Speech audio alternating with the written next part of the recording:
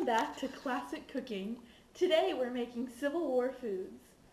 We're going to start off with our salted pork belly. Right here I have some lovely cuts of a pork belly. We're going to rub it with a spice mixture.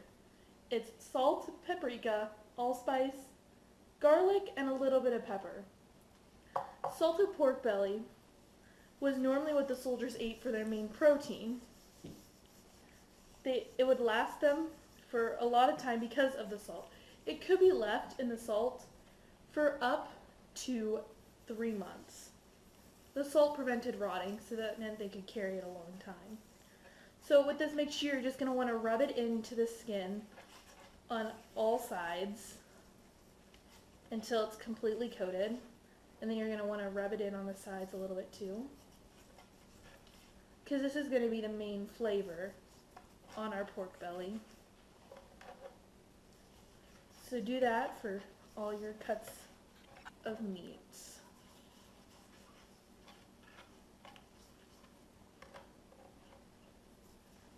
Pork belly is 73% fat, which means that it gave the soldiers lots of energy when they were marching.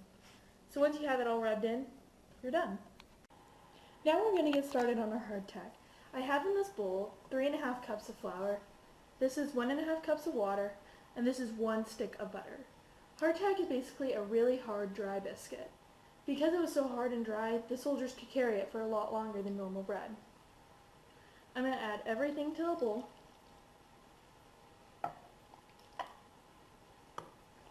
And stir it up.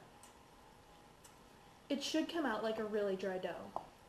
If we wanted this to be really authentic, we would add maggots and weevils because they frequently ate the hardtack after it was made. But I'm going to leave those out for you. You're going to mix it all up until it's completely combined. It's going to get harder and harder to stir as there's less liquid. So you can see that it's getting more like a dough.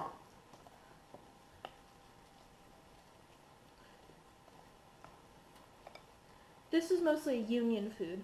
A lot of the Confederate soldiers actually ate cornbread instead. They got 1 pound of this every day for their rations. Okay, so once that's all mixed, you can add some salt and pepper, just for a little bit of flavor.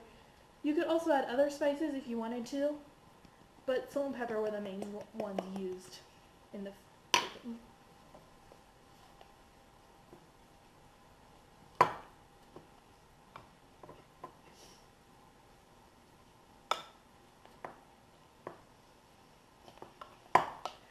And there, it's all combined. So I'm going to start our oven to 350, and we're going to roll this out. Okay, so now we're rolling out our hardtack dough. I've taken a cutting board, put flour on it, put flour on a rolling pin, and covered the surface of the hardtack in flour, since it's a very sticky dough. I'm just going to roll it out like you would cookies or something. You want to get it, you can get it fairly thin. You just want it all even and nice. And you want it very dry, which is why you add more dough. So, I'm just going to work with some of this right now. I'm going to grab a knife.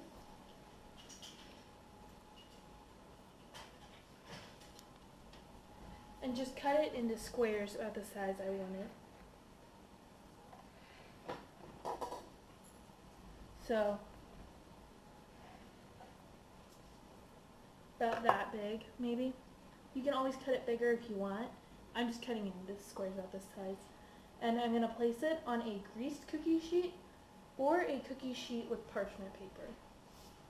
After you do that, you'll place it in the oven for 30 minutes to bake, and then you can take it out and it'll be all done.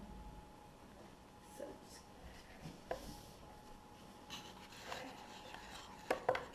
and that's all that's left to it. We're going to cook our pork belly now. I haven't taken off any of the spice rub because I want the flavor to be left on there. I've just cut it into small pieces. You can cut it in as big as pieces as you want. And I'm going to fry it in a cast iron skillet. Now the soldiers would normally fry in actually in a cast iron skillet or over a fire, just on a spit or something. So we're being pretty authentic here. I've melted about 2 tablespoons of butter in here, and I want it to get nice and hot. So it's not hot enough yet. I want it to get hot enough so that when I place the pork belly down, it will sizzle. I'm going to turn it. This cast iron skillet will actually hold a lot of heat, so you might not want to keep it on high the whole time. The butter is sizzling now, so I'm sure it's hot enough. So you're just going to place it. Don't overcrowd it. Leave just enough room so that it doesn't all stick together. So I've gotten about 6 pieces in there. You might be able to get more depending on the size of it, and you should hear it sizzle. You're going to cook it just like you would normally cook bacon, because pork belly is essentially bacon. And so once it gets brown enough, you'll just flip it, and then it'll be done. You might want to pat it dry with a paper towel so it isn't covered in grease. But that's about it. So we have our authentic Civil War meal here. We have our piece of hardtack, which as you can tell is incredibly hard and it's really dry, which is authentic enough. Completely flavorless, which is very good. This piece of salted pork, which is saltier than an ocean, saltier than my tears that I cried when my husband killed his own son in the war, which is common. And we have a piece of fresh fruit, which actually would have been rare for the soldiers to have, but it was a treat when they got it. You can see I have this bottle of wine because the water during the Civil War time wasn't always safe. I like to remember that by using this handy acronym. Water will always turn excretion runny. Water often caused diphtheria, which is a disease that you get, and it does cause diarrhea. If you would rather not choose an alcoholic beverage, you can make a nice mug of tea, but be warned, it might cause diphtheria because water will always turn excretion running. I hope you enjoy your authentic Civil War meal.